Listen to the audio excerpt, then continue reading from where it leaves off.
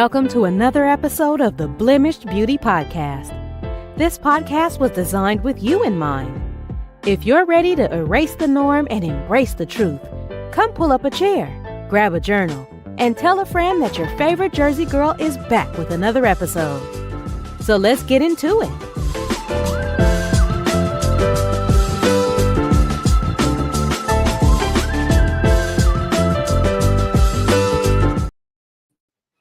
Hey y'all, welcome to another episode of the Blemished Beauty Podcast with your favorite Jersey girl, Cheryl Renee.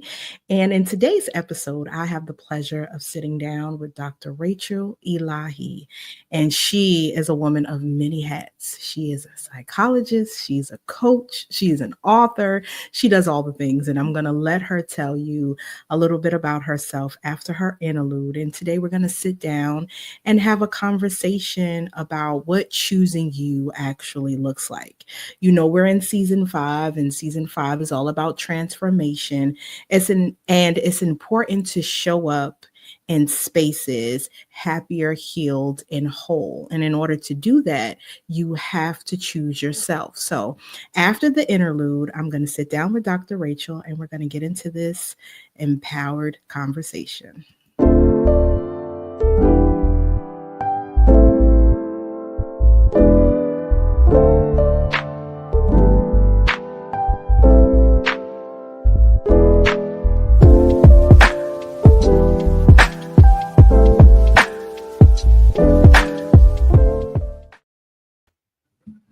Hey, Dr. Rachel. Hey, how are you?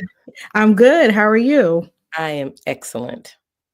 So first, tell the people who you are and some of the things that you do, because you do have many hats. I wear a lot of hats, but I'm a simple girl. Who am I? I am a woman, a child of God. I'm a friend. I'm a daughter. I'm a sister. I'm all of those things. I'm a mother. And a 4. Let me say that, a mother of 4. So that's a lot going on. But I also wear the hat, as you said before, of a psychologist, of an executive coach, of an author, and a healer. So I just have this nice little mix going on that usually works for me. So how do you balance it all? I mean, I have a whole 5-year-old and I'm just like, I'm surprised I don't have gray hairs. And you have 4. I have my oldest is 15, but you have 4. So how do you do that on top of being, well, tell people first, what is an executive coach? Because we hear a lot of life coaching, but what exactly does an executive coach do? I also do life coaching, but primarily I'm an executive coach, which means that I help people who are in executive corporate positions and management positions better leverage their strengths so that they can become more productive. And sometimes it's not just in the workplace. Sometimes it's also their ability to leverage their personal life. Because here's the thing, there's not 2 or 3 of us running around, right? There's just one. We don't have a work self and a personal self, though the world tries to, our society will try to have us separate. We're just one. So when I'm working with coaches and with coachees, with clients, and also when I'm working on the psychology side of things, we're talking about the integration. We're talking about bringing your whole self to a healthier place in the workplace, or how you show up in your life. I love that, because a lot of the times, like you said, that work-life balance, it's a fine line. And a lot of us, we bring work home, and a lot of us bring home to work. Mm-hmm. So you are very needed to really help people kind of find the balance, because you do have to turn one off when you're in the other, right? So Absolutely. It's very important that you do that. So how do you balance it all, doing all these things and then being a mom and maintaining who you are as a child of God? Because we're in the world, but we're not of the world. So how do you balance it? That's a great question. I think of the analogy of riding a bike.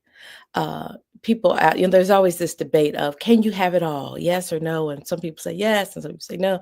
And I absolutely say you can. And so when I think about riding a bike, think about how you have, you're on the bike, right?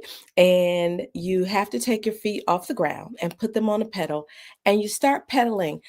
If you think you're holding the handlebars straight, right?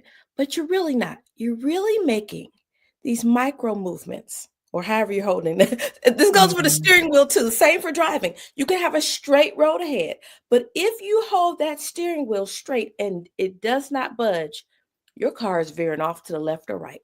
So you're always, whether you're on a bicycle or whether you're driving in a car, you're always making these micro adjustments. So how do I stay balanced? How do I keep it all? Not perfectly, but I'm always making micro adjustments. So when I'm at work, I'm at work. If an emergency happens at home, or if my child calls me from school crying, well, work now takes a pause. I can't do work I and my love child. that. I can't see a client simultaneously while I'm dealing with whatever's going on at school. No, no, no. I press pause on one. I press pause on several things so that I can handle what's in front of me at one time. So that's how I do it. And then I'm very clear on what my priorities are.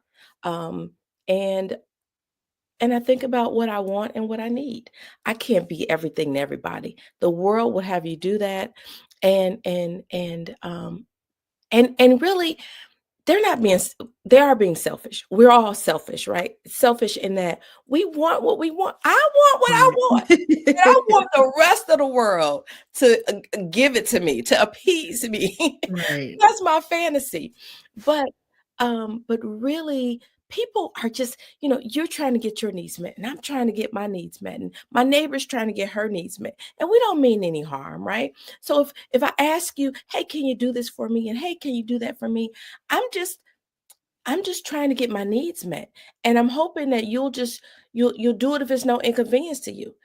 Mhm. It's up to us to say, that's a boundary line. I can't do it. Um, and can't it has a lot of meanings, right? Could I physically do it?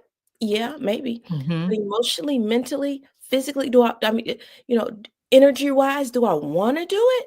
Right. If my answer is no, then my answer is no. And so those are some of the ways that we set boundaries, and we don't try to give everything to everybody at the same time. And if we're being healthy about it, we are just taking care of what makes sense for us. Right. I know that my neighbor wants me to do this, and I know that my sibling wants me to do that. What's most important for me first? What's most important for my family? What's most important for my other obligations? Right? Because I don't want to say yes to somebody else going into it grudgingly, or with this irritated spirit. Well, that doesn't feel good to the person who asked me, and most importantly, it doesn't feel good to me. Yeah, that's what pouring from an empty cup looks like in real time. Everybody says you can't pour from an empty cup. You can't pour from an empty cup. And that, for my visual people, because I'm a visual learner, that's what that means in real time. Just showing up in a space when that's not beneficial for you right now, but you're trying to people please and you're trying to make everybody, feel okay while you're not okay. And it's all about letting people that are around you receive the overflow of what you're doing for yourself. So That's I really want people to grasp what you said, because that is very, very important. And you will cause yourself to burn out and just be losing sleep. And these people sleeping good at night, and you sitting here tossing and turning because you done gave them what was supposed to be in your cup, and they only supposed to receive the overflow. So I really absolutely. want people to grasp what you said, because now we're in 2025 and it's time to know better so we can do better and we can show up better. And we don't know how much time we have left here on earth, right? So we have to make the rest of the time the best time that we have left. We don't get to do it again. We don't. Yes, I just said Today that. doesn't come back. I It's just said that gone. to my sister. Yes, you will never see this day again. So you have to be intentional about how you spend it, how you show up, where you want to go, what you want to do, and just smile and enjoy, because you don't know what tomorrow is going to bring. And the Bible talks about that. It talks about not giving a care to tomorrow, because tomorrow has its own problems. And it's so true. But we so focused on 10 years from now and this, that. Yeah. You don't even know if you're going to be remember there in manna 10 from years. heaven. Manna, if you tried to store it up and save it and eat it later, it was gonna make you sick, right? The manna that you got was for today. Consume it today. Take what we have now and use it now. Oh, one day maybe. Oh, there in the future no. Use what you have now. Go, move, think, love on others, love on you. Do it all now, today, without being frantic or overwhelmed. Just taking a deep breath and being able to say, Lord, what do you have for me today? And being able to ask, what do I want to do today? And let's let those line up together and let's go. Lord, what am I wearing today? Lord, should I do red lipstick or fuchsia? Or how about that gloss? Like, just how are we feeling today? And just move without, listen, our job is to put ourselves first. It's our job to do that. When we do that, then we can better move through, we can better do the things that God put us on this earth to do. We're not, and we have this, there's this subconscious desire. If we're really honest with ourselves, if we're not feeling it right now, at some point in our lives, we felt like, if the people who say they love me really love me, they would understand me. And if they really understood me and they really knew me, they would understand what I need. They would give me what I want. They wouldn't be stressing. They wouldn't be doing all these other, if they really, really loved me. They'd understand. They'd get me. The funny thing about that is that it's everybody's job, as I said before, to take care of our individual selves. And sometimes we're not really clear on what we need ourselves, but we're expecting Other somebody people to else get it. to know. Now, it doesn't work that way. People are not mind readers. And you, again, that is what you teach people, how to treat you. That's what that looks like in real time.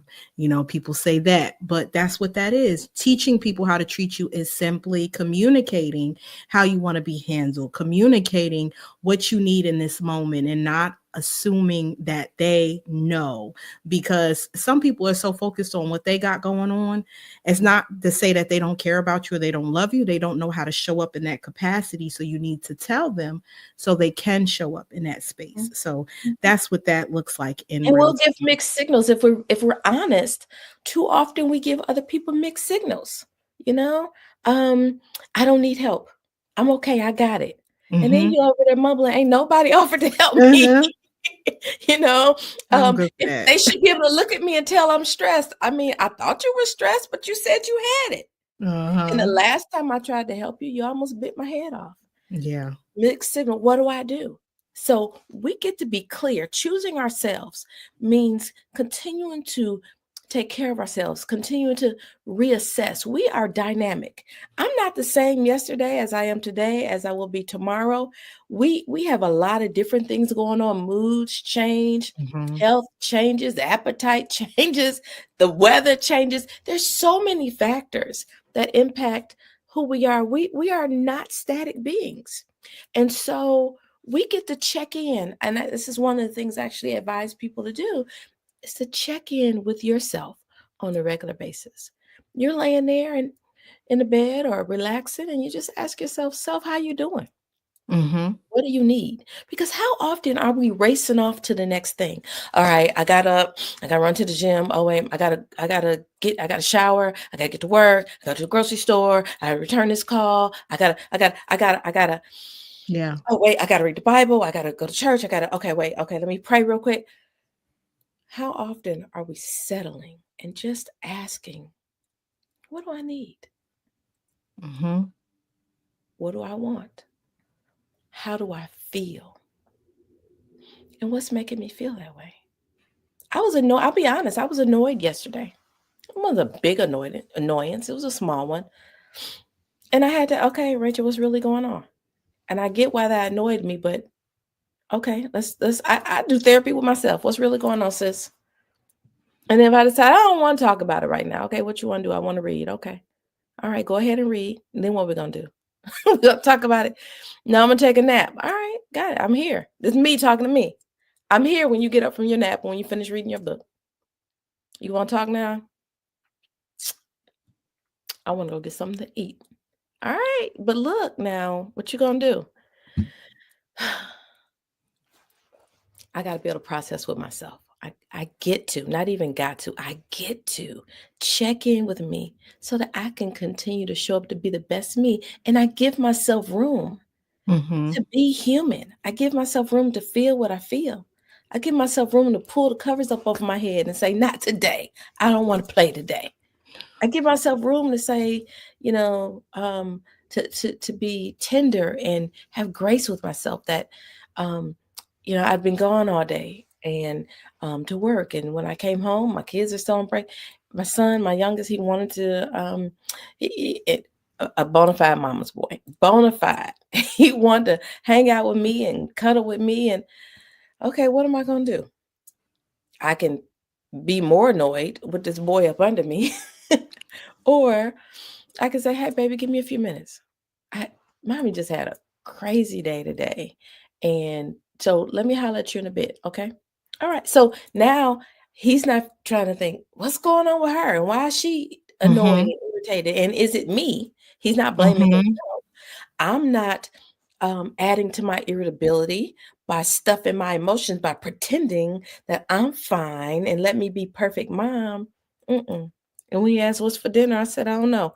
You've been home all day. I've been at work. You ain't cooked nothing. So putting these additional responsibilities on myself that I gotta show up for everybody in the house, and I can't pretend like nothing's wrong with me. And oh, by the way, I gotta have dinner and ready, and I gotta no. I had to be honest with who I was, and that's what choosing you is about. Does it mean I don't have maternal responsibilities? Absolutely not. I have them. But I also have to be honest in an age-appropriate way.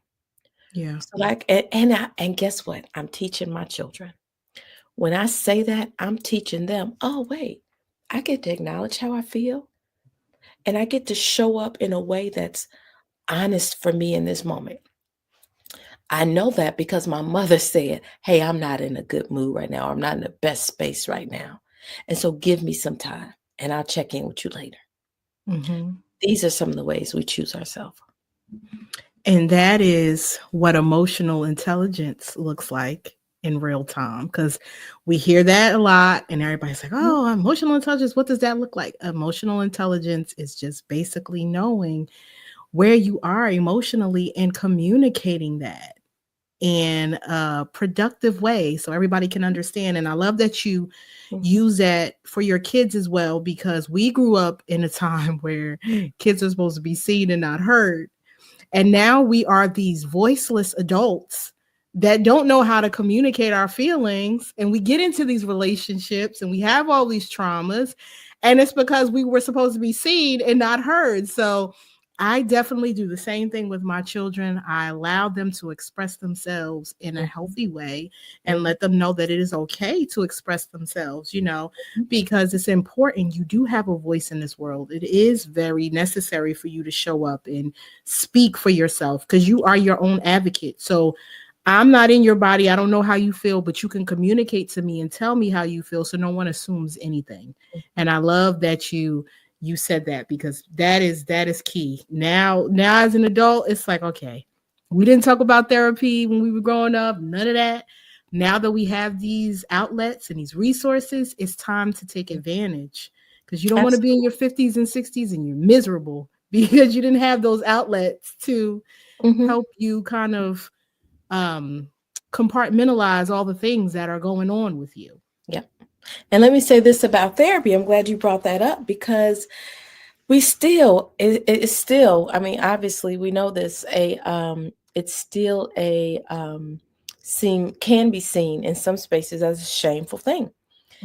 And I tell people that, if we can go see the physician for annual checkups, if we can go see our physician when something hurts, then surely we can go see a therapist for a check-in. Doesn't mean that you are, just like going to see a therapist doesn't mean you're crazy. Going to see your physician don't mean you're dying.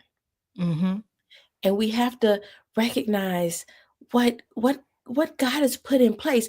If he can, so I ain't going to sit there. I take my problems to the Lord. Okay, do you say that about your cardiologist? Okay.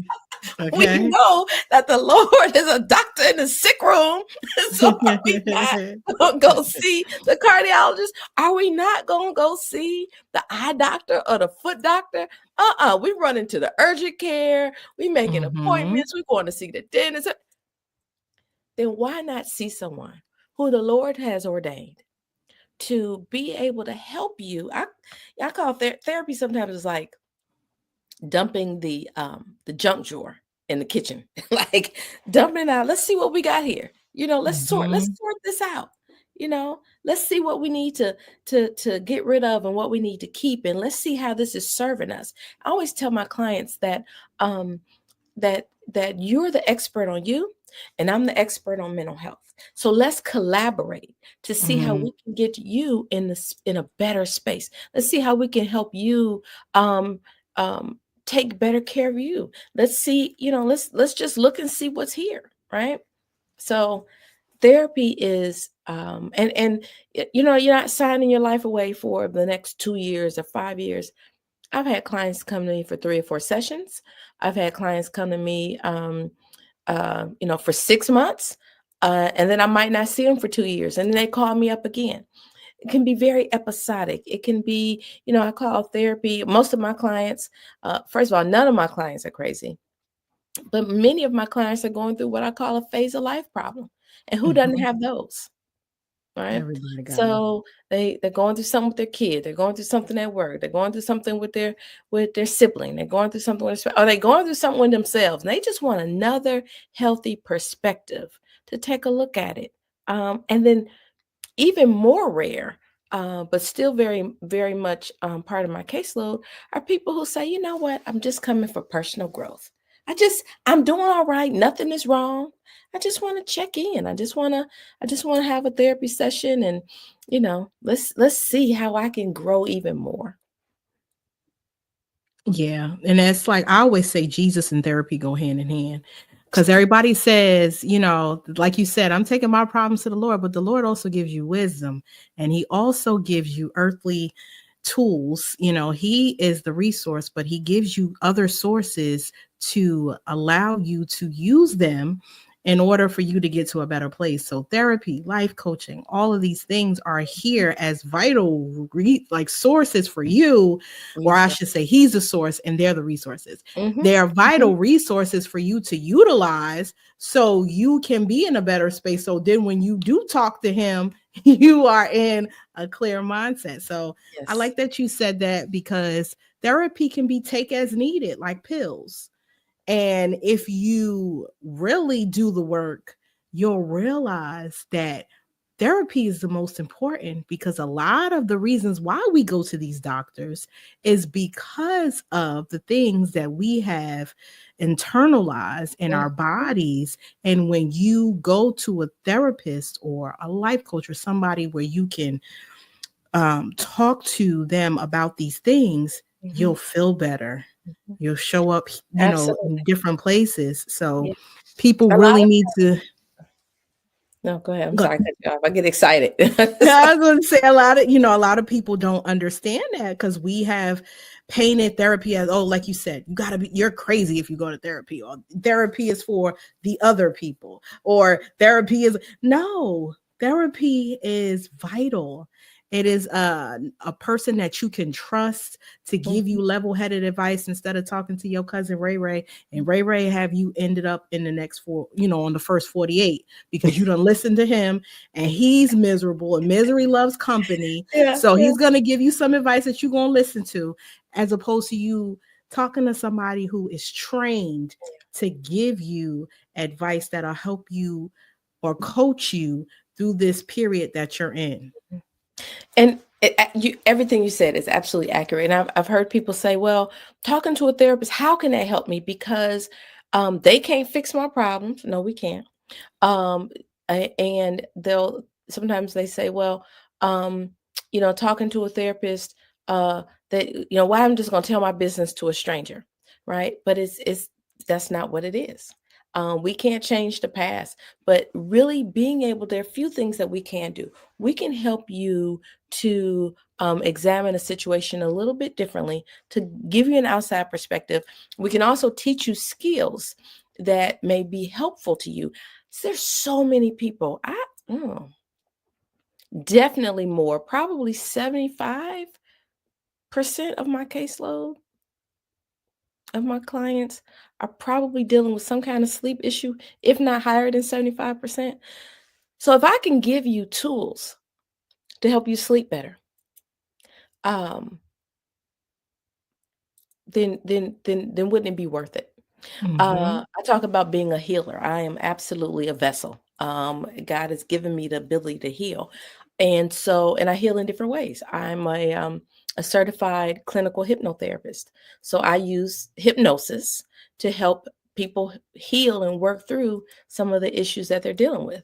I There's some energy work in there, which is very much like uh, I won't get on this whole Western medicine thing. I absolutely go to MDs and believe in all that. But guess what? Before Western medicine started, there was effective Eastern medicine and other types of medicine. And so one of the things that we've learned from Eastern medicine or healing from other cultures is that that everything is energy. And so there's an energetic, our illnesses, there's an energy around that. So for example, when you get upset and you say forget it and you just swallow it, you just suck it up, right? Like, and you just forget about it. That goes somewhere. So when Mm-hmm. you're dealing with high blood pressure, or you're dealing with a pain in your back, or you're dealing with all these different things, right? That often is energy. That's often issues that Wow. you didn't process, Yeah. that you just really kind of swallowed. You just kind of sucked it up and you went on. Except our brains are very much like a computer. See, me looking at you right now and you looking at me and everyone watching this podcast, there what you're paying attention to right now is very much like the display, the monitor of a computer. But if you've ever had pop-ups on your computer, right? Mm-hmm. Programs that are running in the background, um, then that's very much like our subconscious. It's got all these tabs open. So while you are just listening to me saying, man, Dr. Rachel has nailed that thing. Listen, and I love this Blemish Beauty podcast. Oh my goodness, who are all the people I can send it to? While you're thinking about that, your subconscious is on something else. It's got all these other tabs open, right? And you know how sometimes you'll have something pop up, like it starts to do a cleaning. It starts to, Mm-hmm. you can't do anything else on your computer until this program downloads or this virus clean it. Oh, wait, I'm trying to. Mm-mm. So Mm-hmm. sometimes those open tabs, one of them will pop up and take over everything. And so you're like, wait, where does panic attack come from? Or why did I just start crying out of nowhere? Why did my mood shift? No, it wasn't what you were just thinking about. You were thinking about your grocery list. But those open tabs in your Mm. subconscious were like, hey, I need some attention over here. Hey. So everything is energy. And it's if we don't address it when it comes up, we're going to address it later. Right. You don't get to avoid it, right? It's going to come up or come out in some sort of way. And I like to think that, as a vessel, that I'm able to help facilitate that process for people. And it's really an honor for me. It's really humbling to know that I can sit down with someone that I do not know and that they will trust me with things that they don't even want to think about, and that we can sit there and process it and talk about it and heal it. And that's such an honor to me. It's such an honor. I love that. I actually did an episode about that, close the tabs. And that's so funny that you said that because that's the exact same metaphor that I was using, the computer and having all these tabs open. And you This gotta, brilliance here. you gotta, yes. So that's definitely confirmation. But I love that you said that because we do. And it's just like when you're laying down, I know, especially when it gets quiet, that's when them tabs is just running because you you have so much time now. Idle time is the devil's playground. That's what they say, right? Mm-hmm. So that's when that just runs free. And when you are in a healthier space mentally, you decrease a lot of that, and that is definitely vital. That helps you rest because sleep and rest are totally two different things. You could be sleeping and not resting, and that's a key indicator of knowing when you need to talk to someone because you're supposed to be resting, not just sleeping. If you slept 8 hours and you still wake up tired, that means you did not get any rest. That means your brain is on overload and all that. So you definitely need to take advantage and utilize people like you and life coaches and therapists because we need that now more than ever. We need people that we can talk to and just confide in and present those safe spaces because the places that we go are not safe. So you should at least have one or two places that you can feel safe in. And who better to do that than with a therapist, right? Someone who was Absolutely. And I trained to have a do that. therapist. Like, all of my therapist friends have therapists that we see from time to time because it's just good. It's good caretaking for your own spirit and soul. Mm-hmm. And if I may, some of the simple things that I advise people to do that they find helpful is that if you now again, this isn't the cure-all, but this can be helpful. A lot of people find this helpful if you are struggling with something. You lay down to go to sleep and your brain just won't turn off. Get up and I advise people to keep a notepad by their bed and just write down everything. It could be a journal. It could just be a notebook. It doesn't matter what it is. It's a brain dump. Some people say, I've had a client say, Doc, I couldn't get with journaling. It's something about the word journaling. I'm just not a journaler. But when you say a Mm-hmm. brain dump, and it's the same thing, and she knew it. Right. I could wrap my brain around brain dumping. And Mm-hmm. so she'd get a pen and her notebook and she would brain dump. And it's kind of like letting your brain, your brain's like juggling stuff. And don't forget this. And what about that? Don't forget this. And oh, remember this, right? Our brain's just juggling this stuff. And you're like, stop. Oftentimes to write it down is a way of letting your brain know we got this. Go Mm-hmm. ahead and settle down because we've parked it over here in this notebook. So we're not going to forget it. And your brain's like, you sure you got it? I got it. I got it. Let's talk about it Mm-hmm. tomorrow. You lay Mm-hmm. back down and something else pop up. Yep. Right now. Write it Yep. down and then close it. Let it go. Tell yourself that we're going to talk about these things tomorrow. Put it on the shelf. Put it to the side of you and breathe. Something else I say is I told a client that this morning to talk to yourself that when you are in your head and you're in your feelings and just those thoughts that just come rapid fire, that this particular person was out of work and he has some physical issues, and the depression then of and some of those depressive thoughts of, man, you ain't nothing, and man, a real man would be doing this, and why aren't Mm-hmm. you this? And I have to let them know depression can be as debilitating as any physical condition, probably even more so. And so when you have all these little thoughts, another way of addressing them is to talk out loud to yourself. Because that voice, and remember, a lot of things are energy and frequency too, that voice carries more energy than and can be more powerful than those little voices that are and another thing and nothing. And you just speak out loud, whether you're quoting scripture, whether you're quoting a favorite quote by anybody, right? Whether you just making an affirmation, speaking to yourself, and saying, you know what, I am okay. I am healthy. I was had a client yesterday who said, we were doing some energy work, and she said, or she wanted me to do something. And she said, can you address the anxiety and trauma I have around work? Can you address, now nothing traumatic has happened at work, but it was Mhm. just, and I told her, you're making yourself sicker by the day because you keep telling yourself that work makes you anxious and is trauma filled. And when Mhm. you keep telling yourself that, I your believe it. subconscious is like, yeah, yeah, Mhm. it is. And she said, well, what do I say to myself? You got to say something that your subconscious can get behind, right? But that makes a little bit more sense and is more healthy. So you might say, instead of saying, I have a lot of trauma and anxiety around going to work, maybe you say, work isn't, the idea, yeah, different thoughts come to mind, but work isn't my favorite place to be, but I'm going to be okay. I'm safe.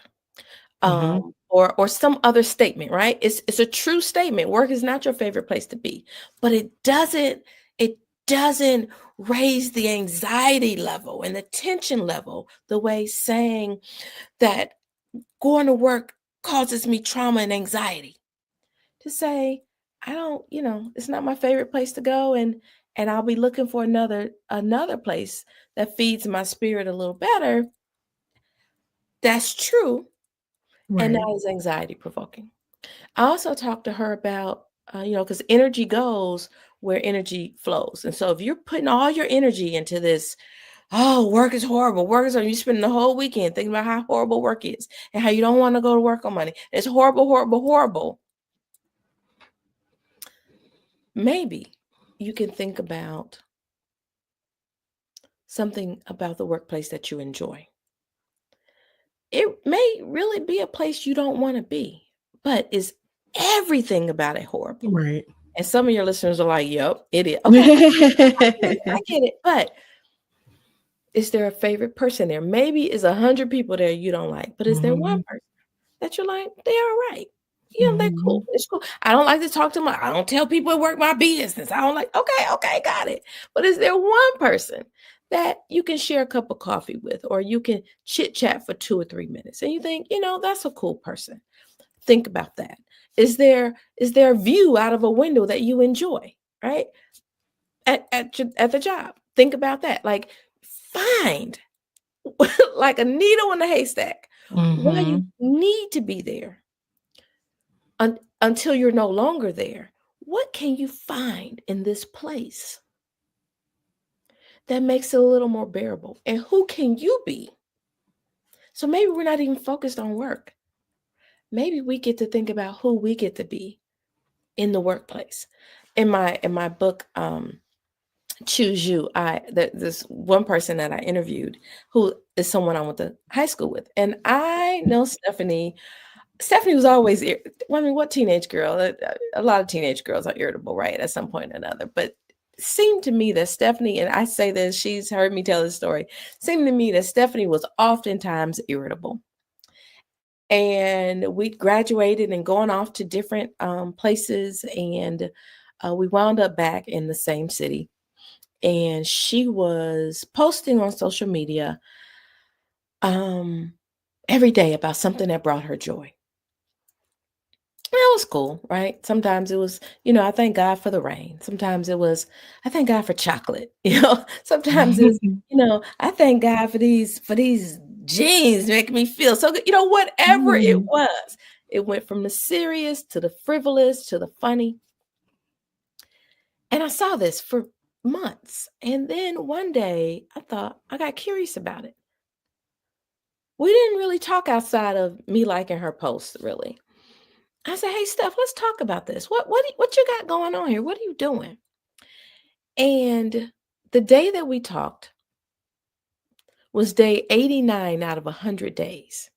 We were supposed to talk on a weekend, but I think we wound up speaking on like a Monday night. So she had been on vacation.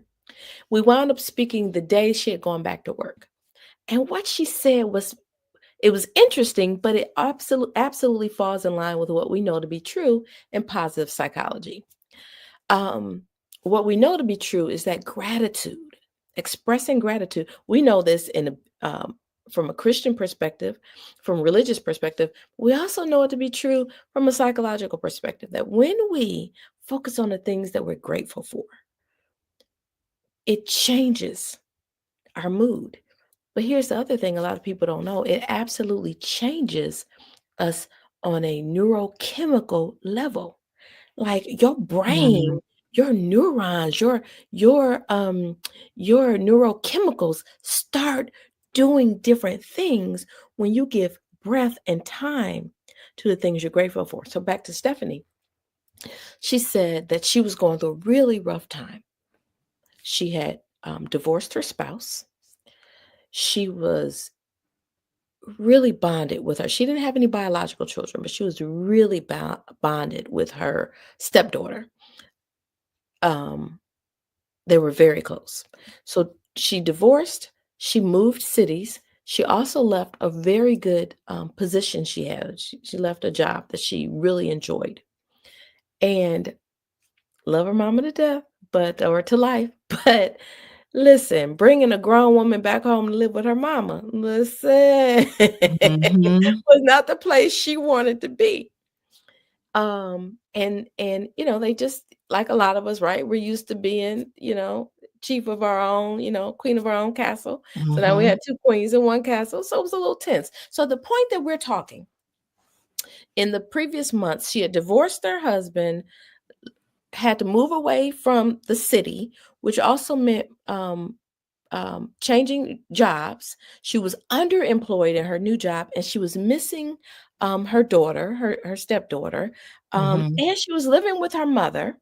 Right. So right now we got 6 stressors. um, she moved back to Cleveland. We're from Cleveland, Ohio. Love Cleveland, but unfortunately, it's more like a place you like to move from instead of a place you like to move back to. Right.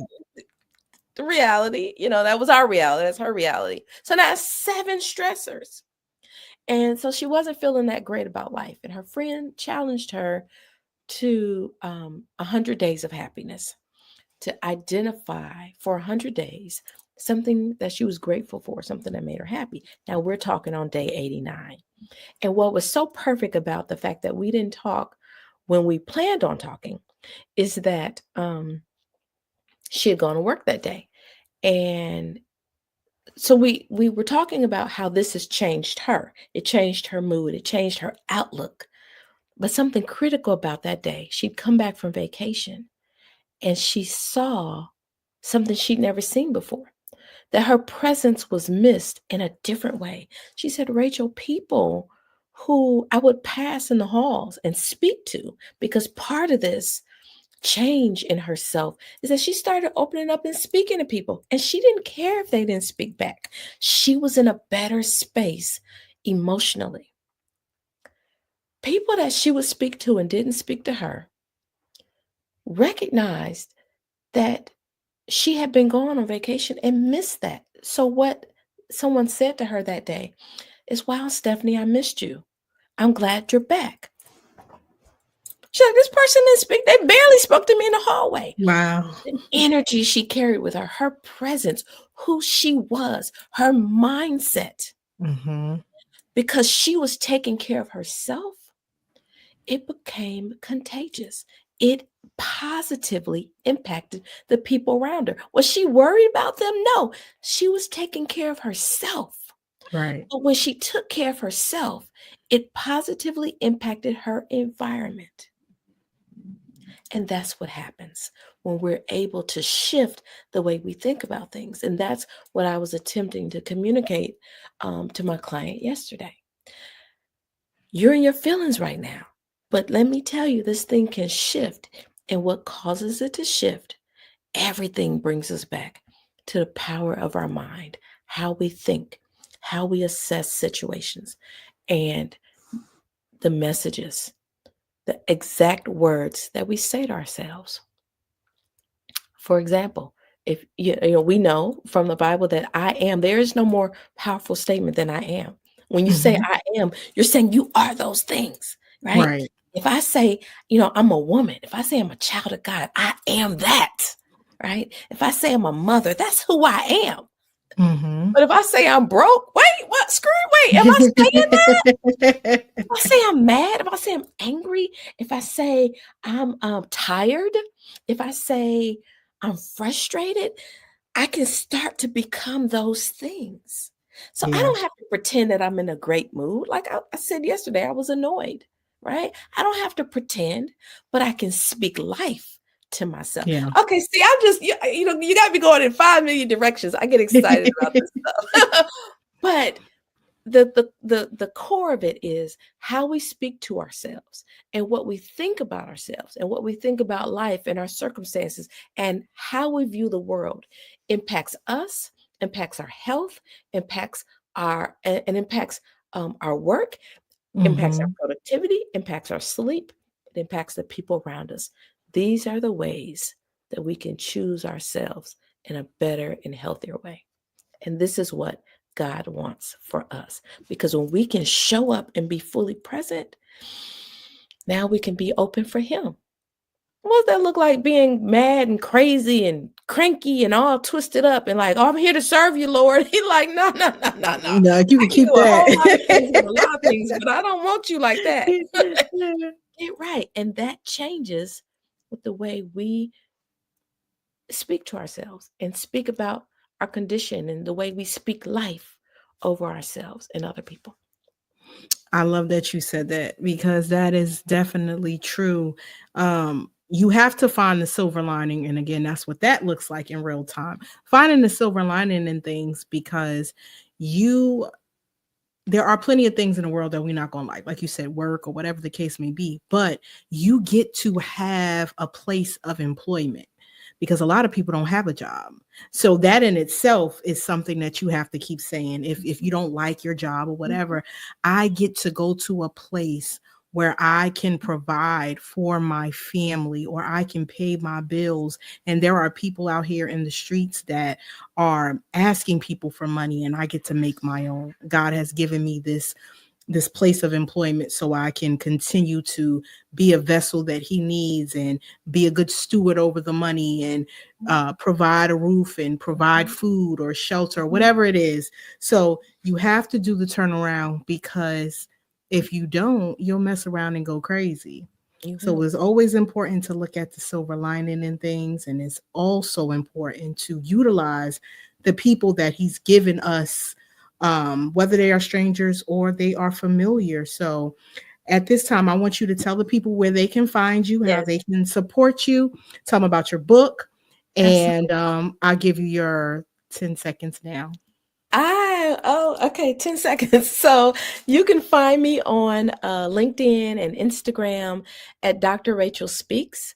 And my book, you can find at Amazon. It's called Choose You. And it's available at Amazon. You'll see it posted on my social media. And I'm sure I'm forgetting something, but that's all I have for now. I definitely have your Facebook page linked in the show notes, so they can definitely go on your Facebook page and check everything out that you have going on. And I appreciate you for coming on, Dr. Rachel. I enjoyed this conversation so much. It's my pleasure. Thank you for having me.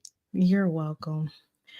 Okay, you guys, I hope you enjoyed this episode as much as I did. And I want you to remember, as always, you are graced and gifted for a time such as this.